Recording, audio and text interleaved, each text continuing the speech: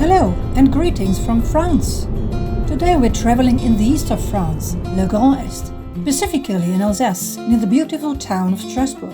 Here we'll first visit the little town of Obernai. Afterwards we want to visit the old castles in Ottrott, the Chateaux de Ratzenhausen and the Chateau de Luxembourg, as well as the ruins of the old Luxembourg. Technically speaking, all chateaux are ruins today, witnesses to times long past. Obernai is about 26 kilometers from Strasbourg and can be easily reached in about half an hour via the motorway. There are sufficient parking spaces in Obernai near the old town. Obernai is one of the many gems in Alsace that are so typical of the region. The town was spared destruction during World War II and has therefore retained its wonderful originality. In the well-preserved and beautiful old town, you can admire several original buildings. Here's an overview map of Obernai's old town. Everything is within easy walking distance. Obernai has a rich history that goes back many centuries. It was first mentioned in 778.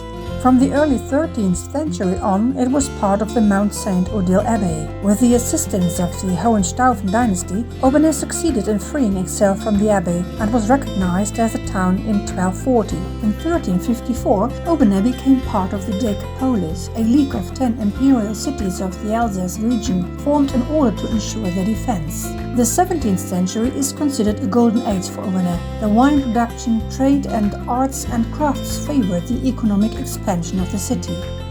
After being united to the Kingdom of France under Louis XIV in 1679, a new period of prosperity began. Since the French Revolution, the history of Obernai has been similar to that of Alsace, marked by its annexation to the German Empire in 1871. The town was spared in World War II and was liberated by American troops in November 1944.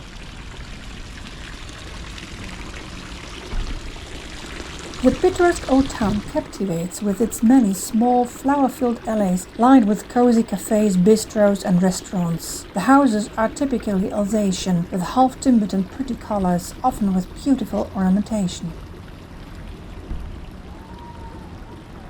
This is the 60-meter-high chapel tower. The tower is what is left of a chapel built at the end of the 13th century. It was removed in 1873. The chapel tower served as a bell tower and watchtower. Unfortunately, the tower is not open to the public.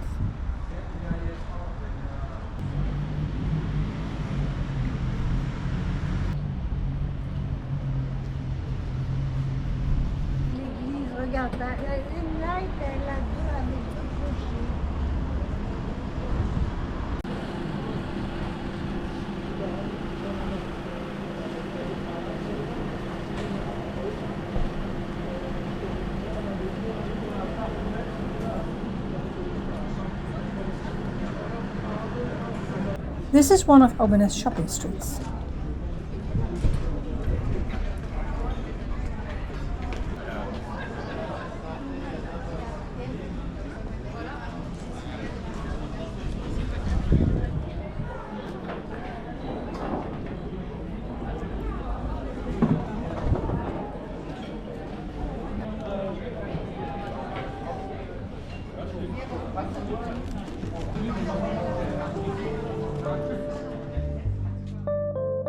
It's home to restaurants, cafes and bistros, as well as numerous shops selling typical regional specialities, such as cheese, Vosges sweets and the traditional Gugelhupf cakes, which you can buy here, for example in this inviting biscuiterie, a little biscuit shop.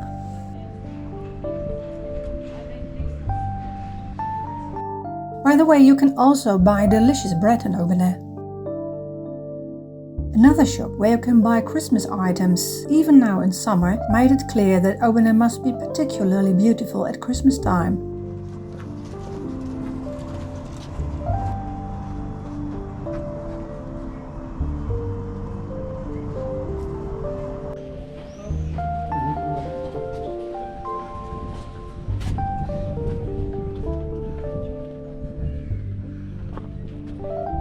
The old town of Obernai is surrounded by a double fortress wall.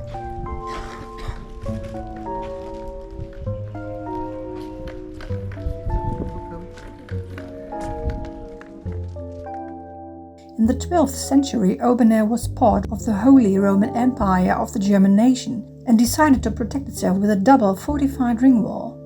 The wall is well preserved, there are even some watchtowers.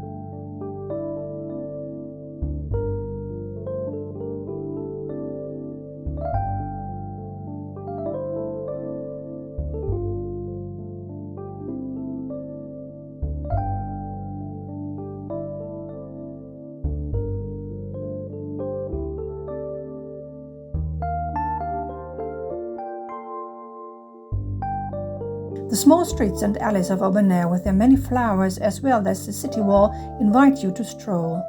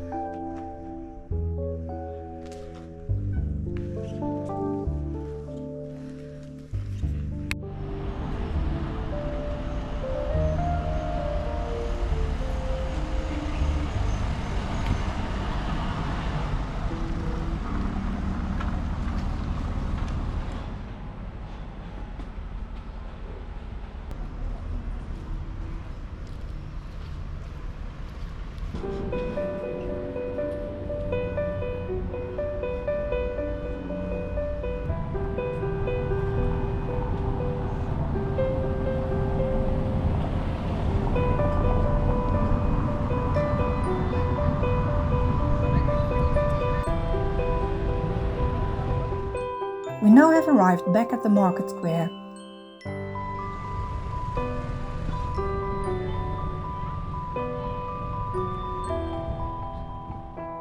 Old photos of Obernai hang at the town hall. Here you can see how well preserved Obernai's buildings are. There's hardly any difference between past and present.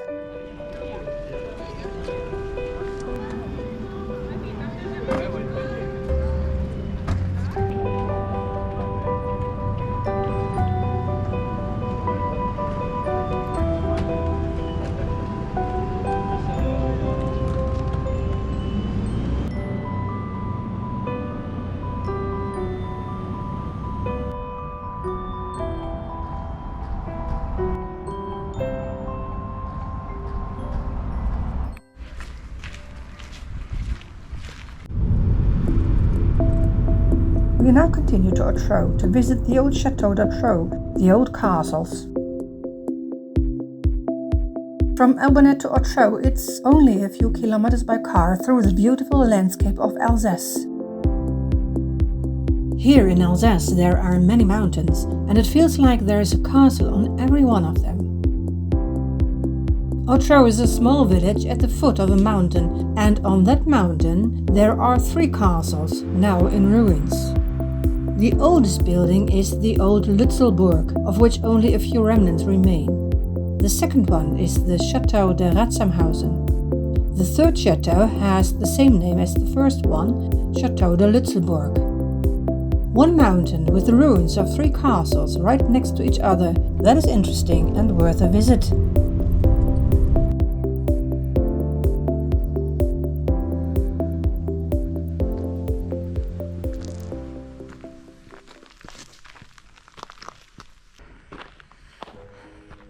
From the Chateaux Ottrott car park, it is about 1.5 km on foot up the mountain. The path is wide and gently sloping, winding through the shady forest.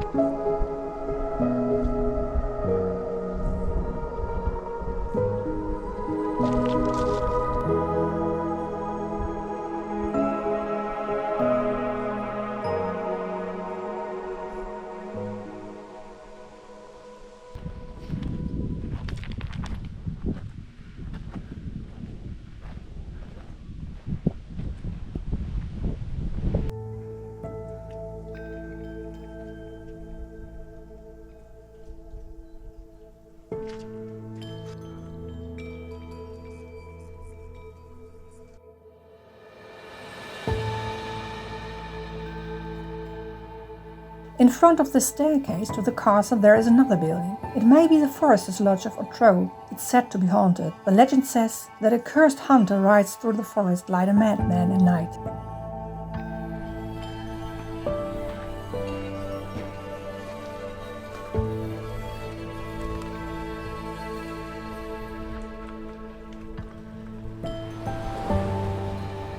The staircase leads up to the Chateaux de Ratzenhausen. By the way, the castle complex isn't open every day. We're lucky today is Saturday and we can visit the ruins. It's best to check the opening hours online beforehand.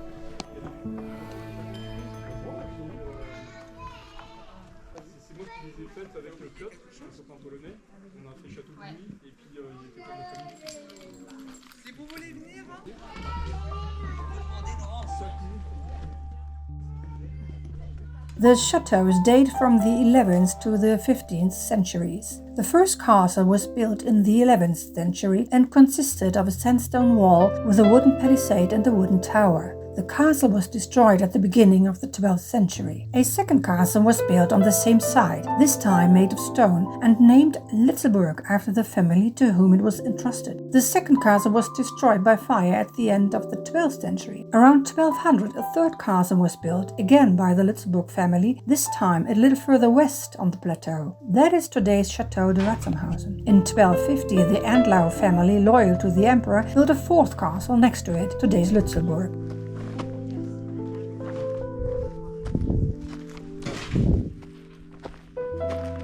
The Chateaux de Ratzenhausen consists of an imposing 4-story residential tower or donjon.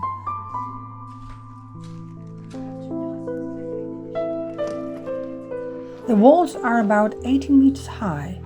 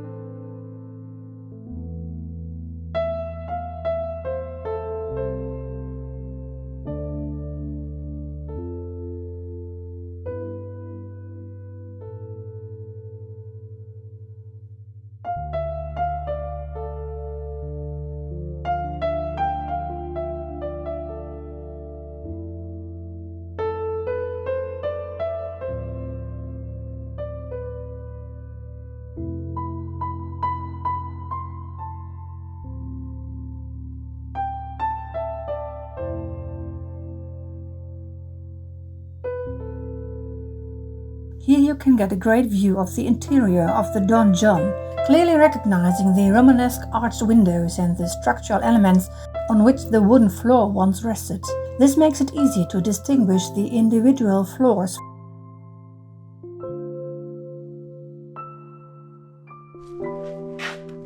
A group of volunteers is busy removing planks from the walls and the castle today. In 1250, a round tower was added to the donjon, topped by a hurdle, a wooden walkway for defense.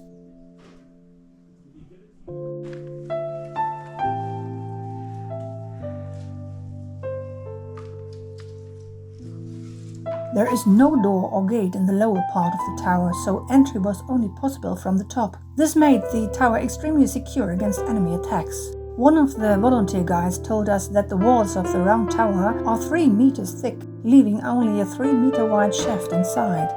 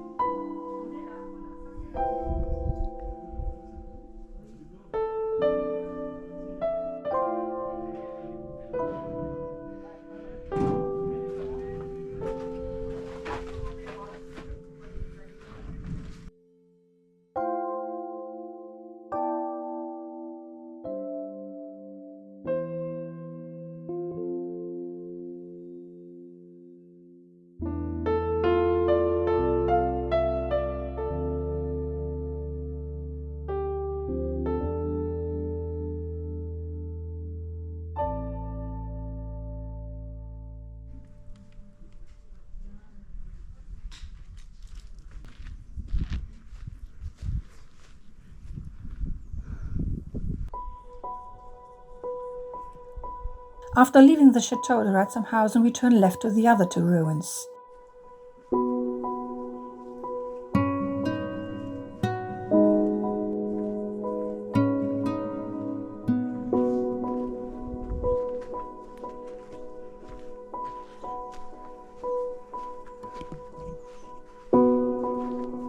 Here you can see the rocky plateau on which the chateau was built. Looks pretty solid.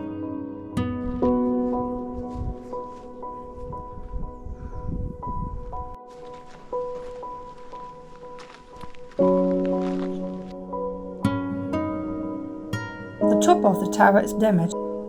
A cannonball might have struck here. Cannons became increasingly important in warfare in the 15th century. This changed the way castles and knights were defended, as a castle like this could now be attacked from a distance.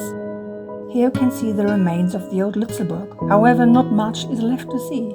In the background you can see Chateau de Ratsamhausen, which is right next door. Here are some ruins, and then there is the new Lützelburg. 3 ruins next to each other.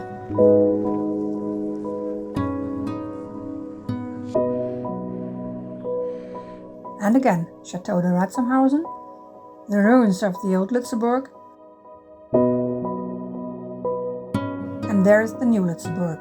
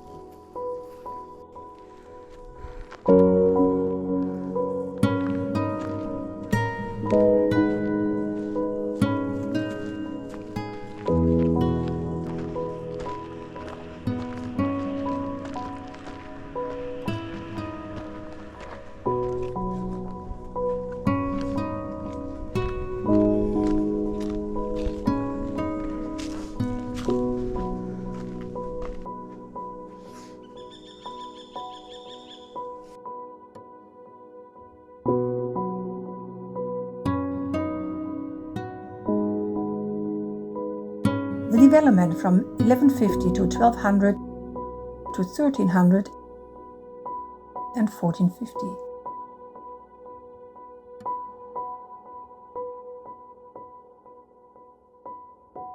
This is Chateau de Lisseburg. This castle even has battlements.